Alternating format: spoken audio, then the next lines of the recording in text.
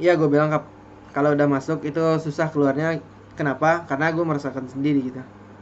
Itu balik ke pertanyaan gue tadi, kenapa gue masih stay nulis di titik ini, dimana gue udah tahu mungkin prospek kedepannya nggak secerah itu di saat tuntutan orang-orang ke gue.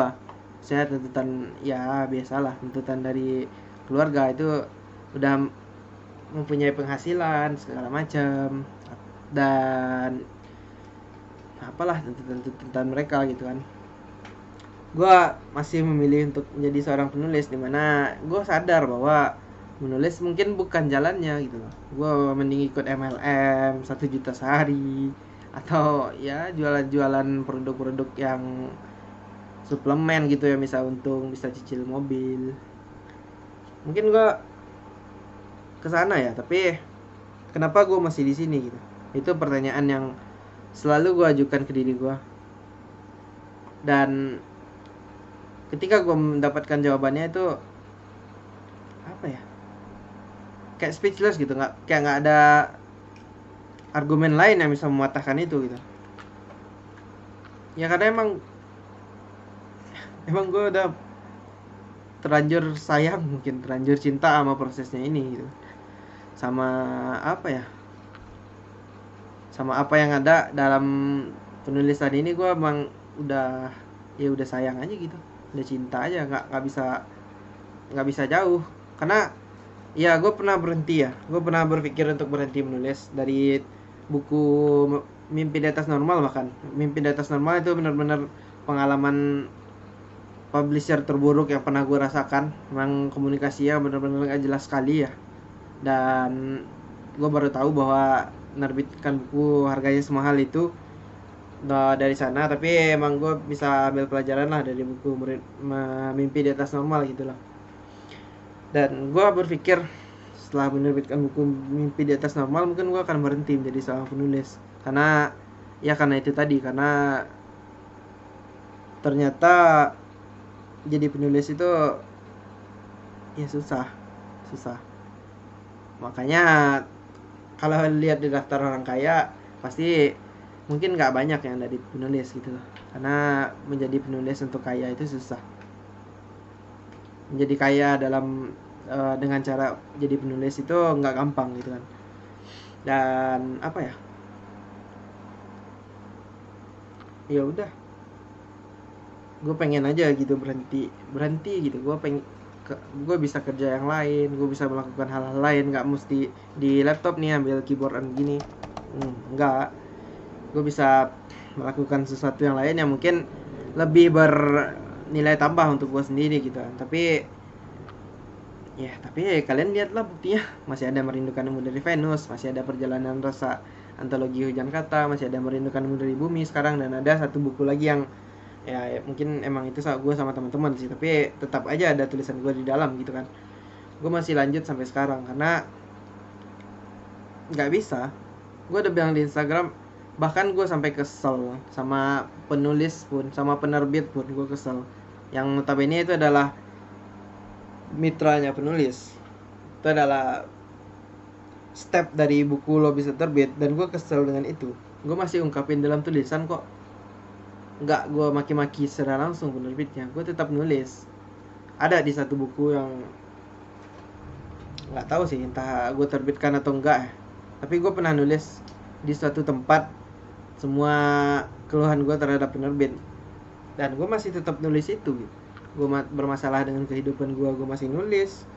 Gue bermasalah dengan orang lain juga, gue masih nulis. Gue ngerasain sesuatu perasaan yang mungkin aneh gue rasakan, gue tetap nulis gitu kan. Meskipun gak nulis diary, gue sekarang gak nulis diary ya. Gue buat ke teman-teman yang belum tahu, mungkin gue dulu sering nulis diary. Di SD SMP gitu gue sering nulis diary kok.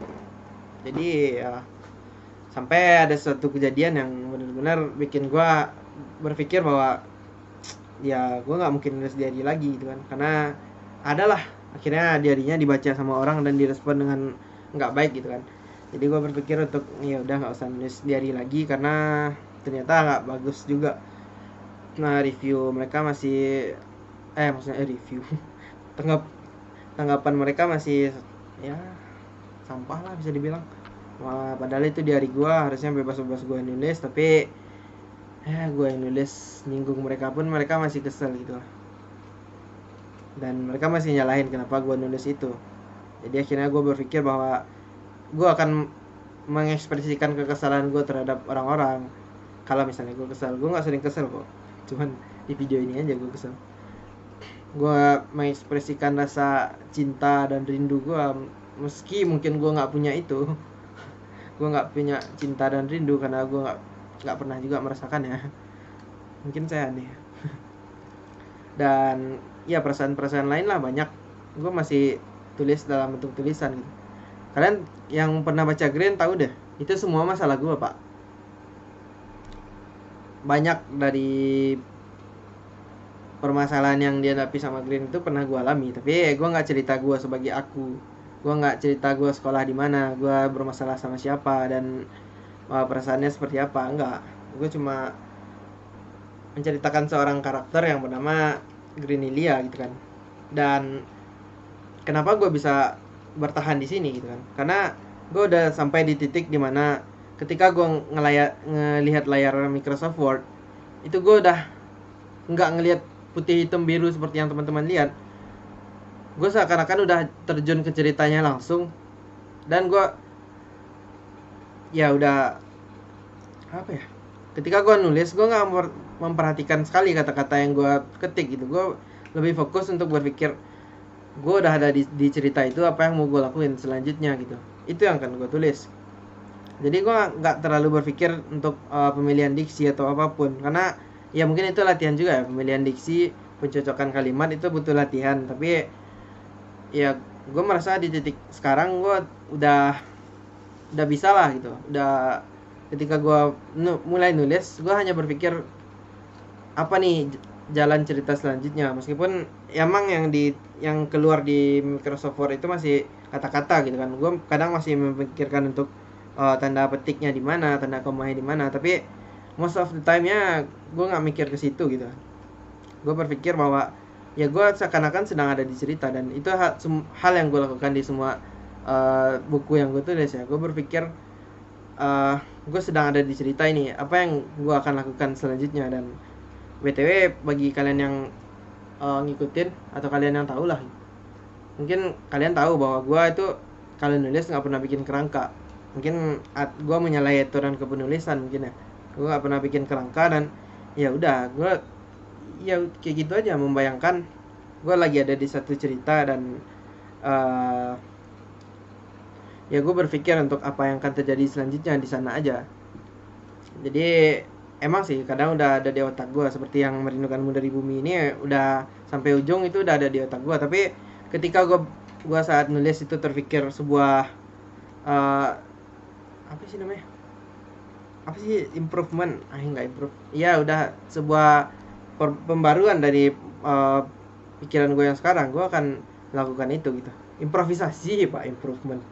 Aduh, saya sedikit lupa tadi bahasanya improvisasi ya. Jadi seperti itu beberapa hal yang teman-teman harus perhatikan lah sebelum proses, kalau misalnya teman-teman mau jadi penulis. Mungkin ada enaknya dan nggak enaknya. Enaknya itu nantilah, enaknya nanti aja di ujung, biar videonya ditutup dengan manis gitu. Gue nggak mau juga videonya diawali dengan marah-marah dan diakhiri dengan marah-marah. Ntar kalian yang baru nonton video ini bilangnya gue marah-marahan doang, karena nggak mau juga pak saya divonis seperti itu. Jadi kita lanjut dulu aja ke bagian yang tadi tuh. Bagian apa sih? Bagian penerbit ya? Ya, penerbit sih tadi udah gue bahas memang. Udah banyak sekali gue bahas tentang gimana cara masukin naskah juga, kayaknya gue udah bahas di video yang lain ya. Pembagian penerbit juga udah gue bahas, lo bisa lihat aja di video gue yang lain. Tapi yang ingin gue bahas di sini adalah ya, sejauh ini gue berpikir bahwa nggak ada penerbit yang benar-benar pro terhadap penulis. Itu makanya gue sekarang kerja di penerbit gitu kan. Bukan maksudnya gue mau promo di tempat gue kerja sekarang, karena ya di sana pun gue nggak promo gitu kan, apalagi di sini. Tapi gue berpikir bahwa di Indo nggak ada nih penerbit yang bisa ngertiin gue istilahnya. Dan gue berangkat dari keluhan gue tersebut, gue berangkat dari kekesalan gue tersebut, gue bikin lah sama teman-teman penerbit, meskipun itu ditawari ya sama pihak pusat penerbitnya. Tapi enaknya dari mereka adalah mereka kita bisa bikin budaya kita sendiri gitu, kita bisa bikin karakter penerbit kita sendiri yang totally different dengan penerbit mereka. Yang kalau gue bilang sih penerbit pusatnya sama-sama aja kayak penerbit yang lain. Namun gue sama teman-teman, gue terus-terusan berusaha untuk meyakinkan teman-teman bahwa ini loh yang gue rasakan selama gue berkecimpung dengan yang namanya penerbit di Indonesia gitu kan. Ini yang pengen sedikit-sedikitnya gue rubah sesuai dengan apa yang gue keluhkan gitu kan. Dan syukurnya teman-teman gue mau ngerti gitu kan, dan kita akhirnya bikin sama-sama sebuah publisher meskipun kecil ya, LSG Padang kalau lo tahu. Meskipun kecil, meskipun baru berdiri juga, belum ada karyanya, bisa-bisa aja entarnya karena teman-teman gue merasa bahwa nggak kita nggak bonafit seperti ini, kita harus mengikuti jalannya penerbit-penerbit di Indonesia, bisa aja kayak gitu. Tapi yang sekarang gue tekankan adalah apa yang udah gue rasain di penerbit-penerbit Indonesia. Teman-teman yang mau nerbitin buku di masa depan dengan LSG Padang itu nggak kejadian lagi gitu, nggak terulang lagi kejadian seperti itu.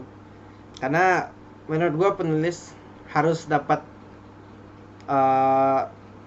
penghargaan yang lebih layak lah daripada yang udah ada sekarang. Meskipun ya emang writer-writer seperti Terelie atau Ahmad Fadi itu pasti uangnya banyak kan, dan mereka juga diundang kemana-mana untuk ngisi materi gitu. Tapi gue di sini pengen membantu teman-teman kita yang baru pertama kali baru terjun ke dunia kepenulisan dan akan ngerasain struggle-nya. Gue sama teman-teman LSG Padang mau membantu kalian gitu, sehingga hopefully beban yang teman-teman pikirkan saat nanti teman-teman menjadi penulis itu bisa terkurangi dengan hadirnya kami. Ya mungkin akhirnya jadi sedikit sponsor, tapi gue nggak sedikit endorse ya, tapi gue benar-benar nggak akan menyarankan teman-teman untuk menerbitkan di LSG Padang. Maksud gue, ketika teman-teman tertarik dengan budaya dan penerbit kita, dengan karakter yang kita coba bangun ini, dengan slogan publisher pro writer, dengan beberapa program-program yang akan kita jalankan, terbitkan di LSG Padang. Teman, jika teman-teman berpikir bahwa mungkin banyak penerbit lain yang bisa menjanjikan teman-teman apapun, bisa menjanjikan kualitas, mungkin mereka udah terbitin buku banyak dan teman-teman atau testimoni dari pelanggannya bagus, kalian boleh terbitkan di sana. Karena ya menurut gua, ketika gua masuk sebagai salah seorang staff ya dari publisher, saingan gue itu bukan publisher lain, karena publisher lain kan tujuannya sama. Orang yang mencapai tujuan yang sama harusnya bikin sebuah komunitas, bukan bikin sebuah persaingan. Yang bikin sebuah persaingan adalah orang-orang yang mengincar marketplace yang sama namun tujuannya berbeda gitu. Nah, itulah bagaimana caranya gue bisa membuat bacaan ini menjadi menarik gitu loh. Di saat perkembangan video dan juga audio itu sudah sangat-sangat berkembang pesat gitu lah, lebih dari membaca menurut gua. Karena dulunya audio yang cuma lo bisa dengerin langsung, sekarang udah ada podcast. Dulunya film yang hitam putih, sekarang udah 4K gitu kan. Udah jauh sangat berkembang. Namun dalam segi buku itu masih biasa aja, masih ya paling kertasnya doang di upgrade. Itu pun nggak dikasih ke penulis, dikasihnya koran. Dikasihnya kertas koran dong. Ya, tapi itu sih. Jadi mungkin itu ya beberapa catatan penting bisa dibilang bagi teman-teman kalau misalnya ingin menjadi penulis yang proper, untuk ya benar-benar terjun di penulis lah. Tapi kalau misalnya teman-teman cuma berhasrat menerbitkan buku, ya udah, maksud gua ya udah, itu nggak akan terjadi gitu. Namun jika teman-teman ingin menjadi penulis dan ingin berkelanjutan dan kontinuitas di kepenulisan, mungkin beberapa hal ini penting untuk teman-teman ketahui. Apa lagi ya? Tapi ini sih sisi yang gue rasakan sebagai seorang penulis yang mungkin ini akhirnya membuat gue terus bertahan ya. Gue sebenarnya nunda yang tadi tuh kesini maksudnya. Apa ya? Karena pertama yang tadi udah gue jelasin, udah sayang, udah cinta sama dunia ini gitu kan. Maka susah buat berhentinya, susah buat ngejauh. Kalau ya seperti lo suka atau cinta sama orang lah, sakit pun pasti lo perjuangin gitu. Pasti lo akan ngasih effort untuk berjuang, karena kata orang cinta emang butuh pengorbanan. Kita mencintai dunia writing ini emang iya, ngelihat layar seperti itu pun monokrom Microsoft Office itu ya kita nggak akan komplain gitu. Karena ya udah sayang, mau gimana.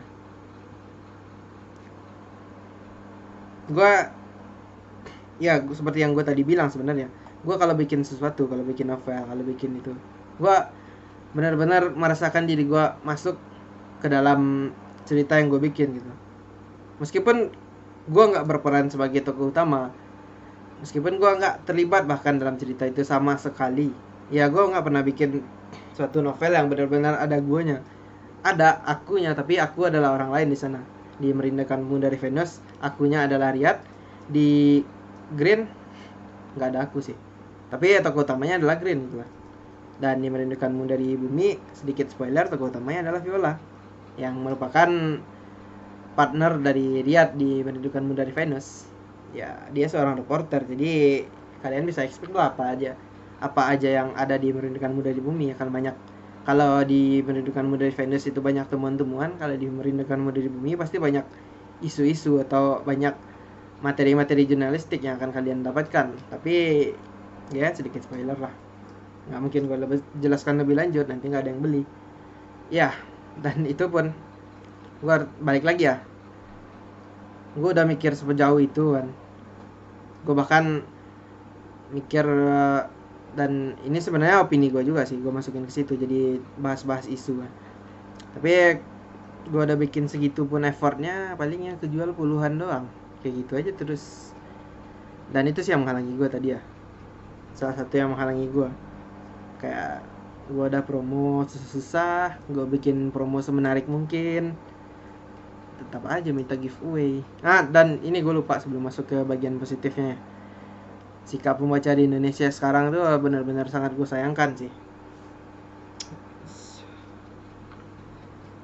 Padahal apa ya, gampang sih menurut mereka. Gue nggak yakin pembaca di Indo itu nggak sanggup keluar uang buat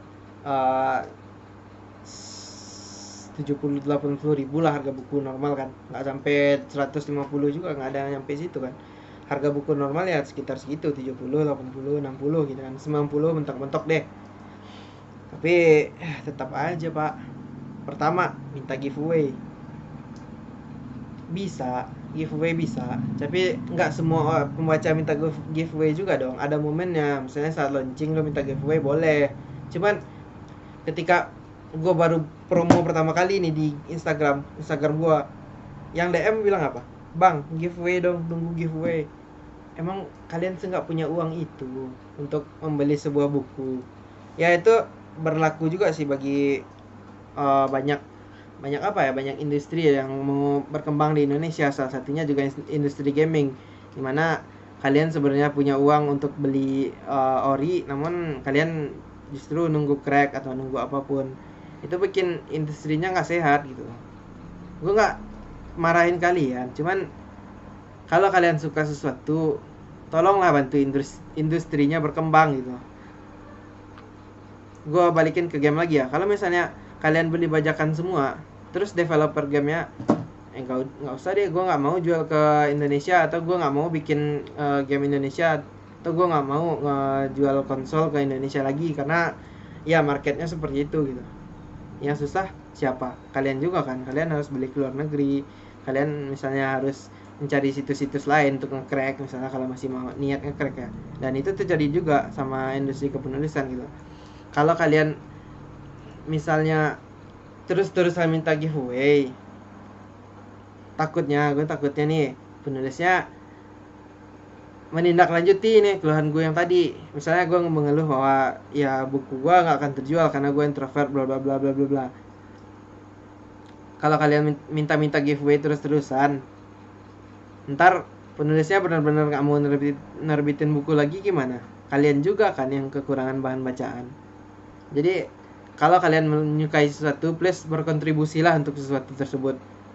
Karena kalian bayar 80-90 ribu itu pun kalian udah tahu kan, ke penulis itu nggak sebanyak itu dapatnya. Banyakan ke penerbit juga sebenarnya. Terus ada yang minta ebook, minta apa. Ya, men. Bercanda sih boleh, tapi goblok jangan gitu. Kalau nggak mau beli mending bilang aja nggak mau gitu kan. Daripada lo apa ya, udah nggak mau beli tapi ngeselin orang. Ya gue udah sampai di titik gue kesel sih sama orang-orang yang minta giveaway sih, karena kayak nggak menghargai perjuangan orang lain banget sih gitu. Mereka cuma mau dapat enaknya doang. Ya sama sih sama cracker game seperti itu. Ya gue dulu main game crack juga, ya bener. Tapi setelah gue sadari itu, ya gue nggak mau dong terus-terusan main crack. Meskipun ya kalian mungkin bisa beropini bahwa harga game itu nggak masuk akal bang, gila-gilaan 1 juta 2 juta itu mungkin. Tapi kalau harga buku gimana? Masih nggak masuk akal. Bahkan pesanan kalian sekali di McD aja mungkin bisa lebih mahal daripada harga buku yang kalian beli gitu. Ya intinya pesan gue itu sih buat pembaca sih, ini lebih buat pembaca. Kalau tadi buat orang-orang yang mau masuk ke dunia writing, kalau ini buat pembaca. Kalau kalian misalnya benar-benar menyukai sesuatu, cobalah tunjukkan kontribusi kalian. Jangan cuma pengen suka aja terus eksploitasi semaunya gitu kan. Nggak bisa. Karena secara tidak langsung dalam jangka panjang itu akan merugikan kalian sendiri juga. Nggak cuma mereka, para developer game, para writer yang akan rugi, tapi kalian juga. Kalian yang akan kesusahan nantinya gitu. Teman-teman yang minta ebook dan minta giveaway, ya gue berasumsi mereka sebenarnya nggak minat sih untuk beli. Mereka cuma apa ya, sensasi, siapa tahu dapat gitu kan. Dan ya gue nggak minta teman-teman yang misalnya nggak suka baca, atau teman-teman yang misalnya nggak se respect itu sama gue, teman-teman yang nggak se hype itu dengan gue bikin buku, gue minta mereka untuk beli buku kok. Gue minta teman-teman yang sebenarnya udah minat beli buku nih, teman-teman yang udah minat baca dan udah interesting dengan apa yang gue bikin, please lakukan dengan cara yang normal gitu. Beli bukunya. Kalau misalnya benar-benar gak ada uang, mending ya lo bisa bilang ke gue lah, bang gue mau beli buku tapi gue gak ada uang. Mungkin gue bisa melakukan sesuatu juga untuk lo gitu kan. Namun ketika lo di awal udah minta giveaway atau minta ebook, kesannya lo gak menghargai gue pak, beneran. Nah itu beberapa ya. Nah kita akan masuk di bagian yang enak-enak sekarang nih, karena ya saya sudah cukup kesal dari tadi. Dan mungkin menutupnya dengan manis akan mengobati itu gitu. Kenapa gue masih bertahan di sini sampai sekarang? Karena pertama kali ya gue harus akui bahwa gue udah terlanjur sayang. Terlanjur sayang gimana ya, gue udah benar-benar menikmati setiap kata demi kata yang gue tulis. Bahkan gue bisa nulis sebuah puisi, dan ketika orang lain bacain puisi itu, gue nggak sadar itu puisi bikinan gue. Itu pernah terjadi. Dimana gue kan baru nerbitin buku antologi puisi nih sama komunitas gue, dan ada teman gue tuh yang pengen lihat isinya puisi siapa aja, dibacain sama dia judulnya, isinya. Dan ketika selesai dia baca, gue tanya, itu puisi siapa? Ini puisi lo bang katanya. Gue sampai, hah? Gue pernah bikin segitu ya? Gue tuh benar-benar kadang se-surprise itu dengan kata-kata yang gue bikin, karena ya nggak mungkin semua hal dapat gue ingat gitu, dan gue nggak mungkin ingat juga gue pernah nulis apa. Tapi ya gue just in time itu mungkin gue nulis ya, apa sih, emang benar-benar di saat kondisi itu gue nulis, dan ya udah jadi tulisannya seperti itu. Gue nggak berpikir nulis sesuatu yang gue udah persiapkan dari awal dan akhirnya gue inget terus. Enggak, itu gue nulis itu pas saat tangan gue nyentuh keyboard, pas gue mikir gue menulis apa, dan setelahnya gue lupa gitu. Makanya gue saat baca ulang buku Merindukanmu dari Venus, gue bener-bener kaget. Gue bener-bener first impression gue adalah, oh my god, siapa yang bikin ini loh. Gue sampai nggak nyadar itu siapa yang bikin. Bahkan gue sampai bertanya-tanya, ini orang kenapa bikin sih. Gue ada sih satu bagian dari mana dari buku Merindukanmu dari Venus itu yang benar-benar gue bacanya kecewa pak. Kalau teman-teman yang udah tahu deh yang tentang si Deona. Akhirnya kan ya teman-teman tahu lah akhirnya gitu kan, gimana Deona itu akhirnya. Gue pada saat itu gue benar-benar kayak gini, gue menutup mulut gue dan gue bilang, ya ampun jangan gitu dong, itu sedih banget gitu. Dan gue benar-benar seperti itu, gue membaca lagi tulisan, padahal itu tulisan gue sendiri. Gue nulis dengan sadar, nggak lagi mabok, nggak lagi miras, nggak lagi nyimeng, nggak lagi nyabun juga ya. Dan gue sampai terkejut itu membaca tulisan gue lagi gitu kan. Dan yang kedua yang bisa bikin gue bertahan di sini adalah, ya di sini sih gue paling bebas menjadi diri gue sendiri gitu. Karena ya mungkin lo tau lah gue se-introvert apa di dunia nyata. Gue mungkin gak bisa ngomong semua hal ke semua orang, karena saya sudah coba percaya ke orang lain dan kecewa. Jadi saya nggak mau cerita banyak hal ke orang lain. Di sini gue bisa cerita semuanya gitu. Dalam konteks itu mungkin bukan, lo nggak akan nyadar kan bahwa gue yang sedang ngerasain itu gitu. Karena inspirasi dari gue sebagai penulis dan penulis pada umumnya itu adalah kehidupan dia sendiri kan. Misalnya gini nih, gue lagi sendiri di rumah sekarang. Apa-apa yang gue rasain itu mungkin ada di karya terbaru yang akan hadir nanti. Mungkin gak semuanya, tapi apa-apa yang selama ini gue rasakan mungkin ada di sana gitu. Tapi bukan sebagai gue yang lagi cerita gitu. Jadi ya itu sih alasan terbesar kenapa gue masih bertahan di sini, emang karena gue sayang dan karena itu bagian dari hidup gue gitu. Setelah gue memutuskan untuk berhenti setelah menerbitkan buku Mimpi di Atas Normal itu, gue ngerasa ada yang hilang sih dari hidup gue. Gue ngerasa, bahkan gue lebih ngerasa sumpek, lebih ngerasa apa ya, lebih ngerasa nggak ada tujuan gitu buat gue cerita gitu. Karena emang biasanya gue cerita di sini gitu, di karya-karyanya gue cerita tentang hidup gue di sini gitu. Emang meskipun memang di buku Mimpi di Atas Normal itu gue emang cerita semuanya sebagai diri gue. Mungkin ada yang sensi atau ada yang baper dengan buku tersebut ya. Seperti biasa, orang-orang baperan akan selalu ada di mana-mana gitu. Orang yang ya seperti yang gue istilahkan, yang orang-orangnya udah tua tapi otaknya masih main ayunan, itu ada di mana-mana. Ada aja yang bilang, yang tersinggung gitu kan. Gue nyeritain di buku maksudnya jelas bukan menyinggung personal, tapi ya malah kebaperan. Mending kayak gue yang gak punya perasaan ya daripada baperan. Sebenarnya gue baperan juga sih orangnya. Gue benar-benar kalau misalnya orang menulis tentang diri gue bisa tahu gitu. Namun ya nggak tahu juga sih gue. Nggak penting juga sih ngurusin orang baperan seperti itu. Nah terus kan gue merasa ada yang hampa tuh di hidup gue. Gimana gue nggak bisa mendapatkan apa yang biasa gue dapatkan. Gue nggak bisa cerita ke siapapun karena mayoritas teman gue adalah cowok, dan cowok itu katanya lebih mengenalkan logika daripada perasaan, dan logika itu nggak bisa diajak curhat. Karena kalau diajak curhat, logika itu selalu apa ya, selalu memikirkan antara benar dan salah. Karena menurut gue baik dan buruk itu masalah hati, kalau benar dan salah itu masalah logika gitu. Karena jadi cowok-cowok itu biasanya pada mikirin benar dan salah dong. Nggak bisa diajak curhat kalau misalnya benar dan salah. Karena gini, ada sesuatu yang misalnya salah tapi itu mengandung kebaikan di sana. Nah kalau orang-orang yang berpikir masalah logika, dia akan ngelihat sisi salahnya, bukan sisi baiknya gitu. Tapi kalau orang-orang yang menurut gua bisa apa ya, perasaannya lebih dominan daripada logikanya dia. Bukan berarti orang-orang tersebut ya bodoh atau apapun ya, tapi emang di kondisi tertentu dia bisa menggunakan perasaannya lebih dari logikanya dia, dan nggak semua cewek pun bisa seperti itu gitu.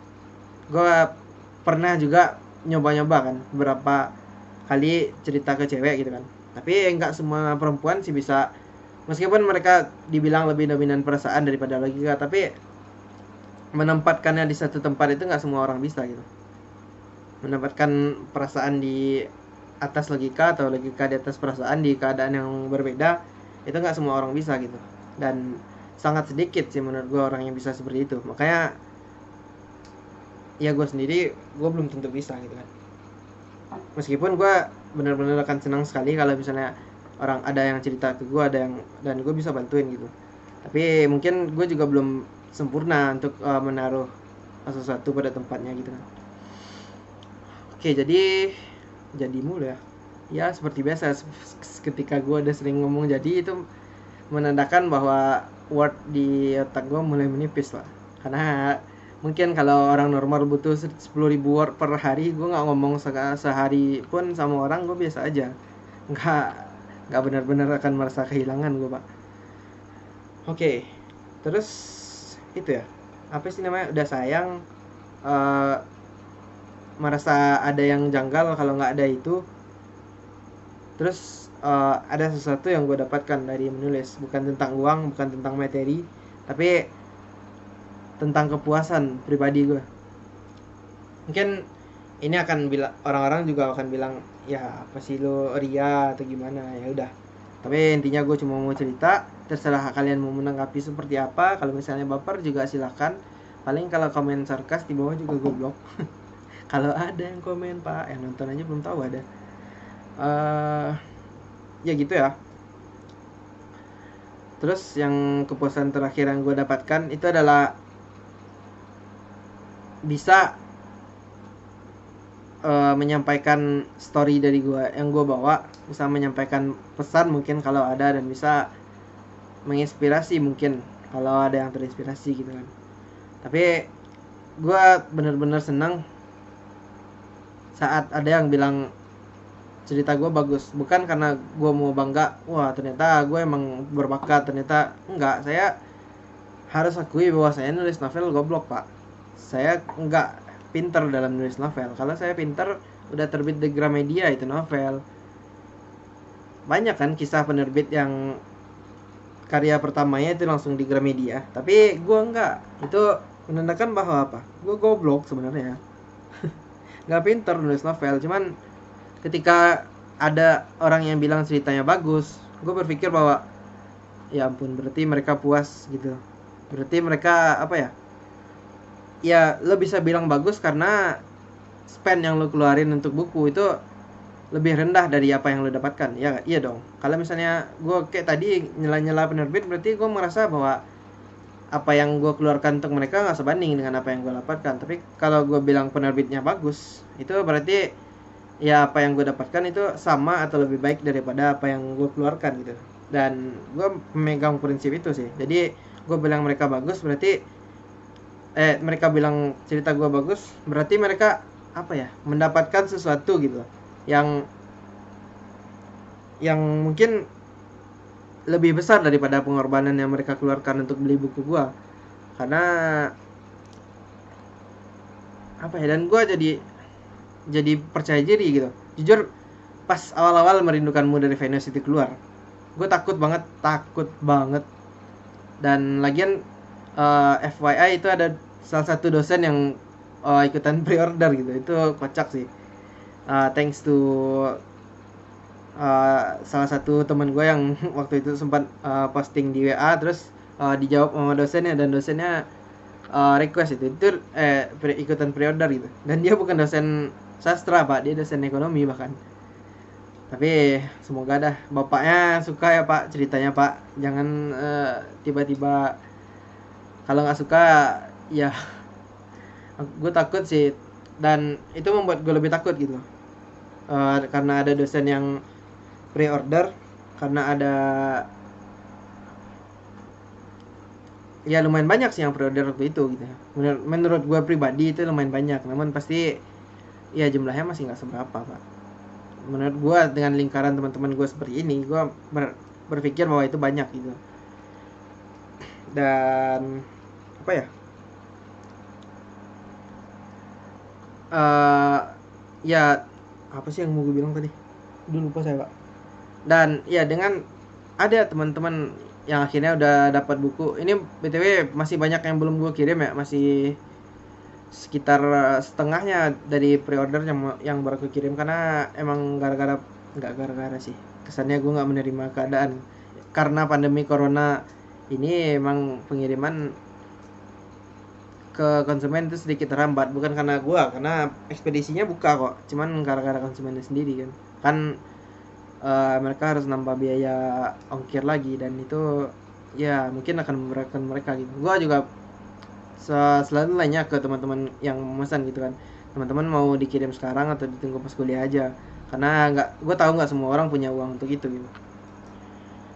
Dan apa ya, ketika ada nih teman gue yang pertama kali bilang bagus, dan dia itu anak Sasindo 16, gue akhirnya berpikir bahwa apa itu emang bagus ya. Gue ngerasanya biasa aja, gue ngerasanya bahkan gue takut gitu, ceritanya nggak bagus dan nggak bisa diterima. Karena gini, gue nulis Merindukanmu dari Venus itu jujurannya itu sekali 6 bulan pak, sekali 5-6 bulan lah, sekali 5-6 bulan, karena gue tinggal di lingkungan yang ramai dan nggak comfortable sekali untuk gue nulis, gue harus akui itu. Tapi ketika gue pulang waktu itu, ketika gue liburan semester, gue akan pulang ke tempat asal gue di rumah yang itu benar-benar sepi dan comfort banget pak.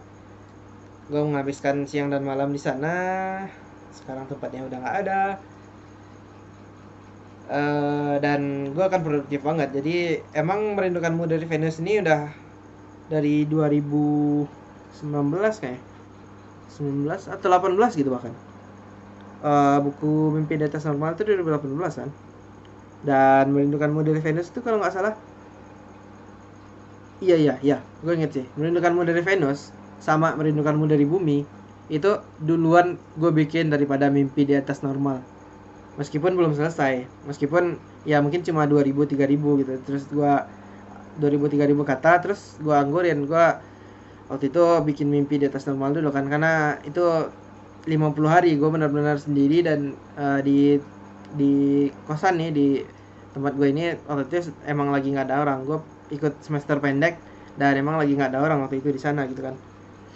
Jadi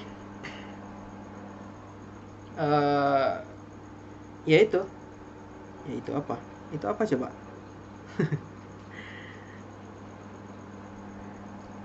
Apa sih yang gue ngomong tadi, beneran gue lupa bentar ya.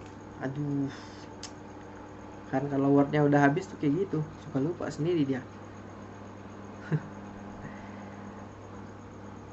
Oke, ya gue bener-bener lupa. Gue lanjut aja lah ke topik selanjutnya ya. Ya, inget sih akhirnya. Buset, ini otak loadingnya lama bener. Prosesornya apa ya? Oke. Gue akan lanjut ke yang tadi ya. Akhirnya gue berpikir bahwa oke, mungkin apa emang ini bagus ya. Terus gue baru baca lagi kan, karena ya gue setelah nulis paling gue baca sekali lagi kan setelah gue nulis. Terus gue langsung kirim ke editor gitu kan, nggak gue baca benar-benar. Tapi ketika udah berapa aja dia di penerbit itu makan waktu dari awal gue masukin ya. Ada ya, gue pernah trial and error juga di Mayor sih, ada sekitar 6 bulan lah mungkin, dari awal gue hubungin orang, terus dia mengenalin gue sama penerbit, terus bisa terbit sampai bukunya ada di tangan gue tuh mungkin 6 bulan ya, dari gue mulai menghubungi Mayor juga. Setelah 6 bulan gue baca, gue surprise gitu. Dan gue berpikir bahwa menurut gue ya, gue nggak tahu menurut kalian itu bagus atau enggak, menurut gue ini bagus gitu. Iya, menurut gue ceritanya bagus gitu. Akhirnya gue bisa merubah mindset gue dan berpikir bahwa oke, ceritanya bagus ternyata pak, nggak B aja seperti yang gue pikir di awal. Karena ya dengan jeda menulis lama itu ada aja dong kemungkinannya peristiwanya nggak sinkron atau nggak relate begitu, atau ada sesuatu data yang di awalnya ini di akhirnya berubah, atau nama yang di awalnya Santi akhirnya Sinta, kan bisa aja. Tapi ternyata bisa dibilang cukup bagus sih. Selain typo emang beneran jadi masalah gue sih. Gue aja ngetik chat ke orang aja sekarang itu mungkin akan ada ditemukan typo dalam gue chat sehari sama orang, karena ya separah itu kan. Cuman ya itu ada kepuasan yang gue dapat selain ya uang. Pastinya gue nggak bisa munafik juga, karena uang membuat gue kepuasan gitu. Ada kepuasan lain yang benar-benar bisa gue dapatkan dari menulis, yaitu tadi berhasil menghibur atau bikin mereka inspired atau bikin mereka enjoy menyelami cerita gue. Itu sebuah pencapaian menurut gue sih, dan nggak semua orang bisa melakukan itu. Itu bikin gue berpikir seperti yang gue tulis di Instagram ya. Itu membuat gue berpikir bahwa gue worth it ada di dunia ini gitu. Gue bisa melakukan sesuatu yang nggak semua orang bisa melakukan itu gitu. Ya mau benar atau enggak sih, karena ya kalau jujur banyak bakal banyak orang yang bilang bahwa gue nggak worth it itu ada di dunia gitu, karena ya gue seperti ini gitu. Sedih ya. Ya gue nggak seperti ini, gue nggak seperti cowok pada umumnya yang mobile atau gimana, dan dengan komen positif dari kalian, dari para pembaca gue, dan juga ya kalian lah bikin gue berpikir bahwa mungkin ini sih caranya Tuhan menunjukkan bahwa gue worth it untuk ada di dunia gitu kan. Ini pas juga ya gue curhat videonya remang-remang gini. Nggak tahu sih kenapa remang-remang ini lightingnya kayaknya nggak banyak beda sih dari yang sebelumnya, tapi kenapa remang-remang ya? Itu emang judul emang di set aja temanya remang-remang gitu. Nggak tahu sih, ya semoga nggak seremang-remang itulah saat kalian melihatnya nanti ya. Oke, mungkin itu sih dari gua gitu kan. Itu aja yang mau gua bahas. Gua nggak tahu udah ngomong berapa lama, mungkin udah, ya nggak kelihatan juga sih berapa lamanya, cuman udah setengah 12 pak. Gue nggak tahu ini bakal berapa lama sebenarnya. Tadi gue pas ngeliat awal-awal ini masih jam 10 kayak, ternyata udah setengah 12. Dan ya udah, mungkin gue akhiri aja. Senang sekali bisa bercerita kepada teman-teman semua. Hopefully teman-teman juga bisa enjoy dengerinnya. Itulah kesimpulannya. Memang sebagai penulis yang benar-benar pro ya, yang bukan hanya yang sekedar mau nerbitin buku doang, itu yang harus teman-teman persiapkan, dan itu yang mungkin harus teman-teman tahu dari balik halaman. Kalau bisa dibilang, kalau di balik layar kan itu film, kalau menulis itu di balik halaman lah, meskipun di balik halaman yang isinya kata juga ada kata kan. Halaman terakhir lah bisa dibilang, yang misalnya itu biar data penerbit ya, itu yang mesti teman-teman tahu. Lebih dan kurangnya ya tentang kepenulisan gitu. Gue benar-benar minta maaf kalau misalnya ada tadi ya kata-kata yang agak kasar atau menyinggung pihak-pihak lain ya. Tapi kalau misalnya kalian yang kebaperan, ya gue nggak mau minta maaf sama kalian gitu. Perbaiki aja diri kalian sendiri. Tapi kalau misalnya ada yang benar-benar tersinggung, gue bukan maksud menyinggung, tapi emang apa yang gue rasakan seperti itulah gitu. Kalau misalnya kalian tersinggung, gue berharap ya semoga kedepannya lebih baik aja, baik dari sisi guanya atau dari sisi kalian sendiri gitu. Oke, itu aja mungkin teman-teman video kali ini. Mungkin ini podcast ya jadinya. Ya sebenarnya yang gue bikin sebelumnya ini podcast juga sih, cuman beda aja. Dan mungkin itu aja, sedikit banyak lah ini banyak. Itu mungkin itu aja banyak dari video gue. Terima kasih udah buat semua yang udah nonton. Jangan lupa untuk like, comment, share, and subscribe. Sampai jumpa di video berikutnya, dan ya Paulik sign.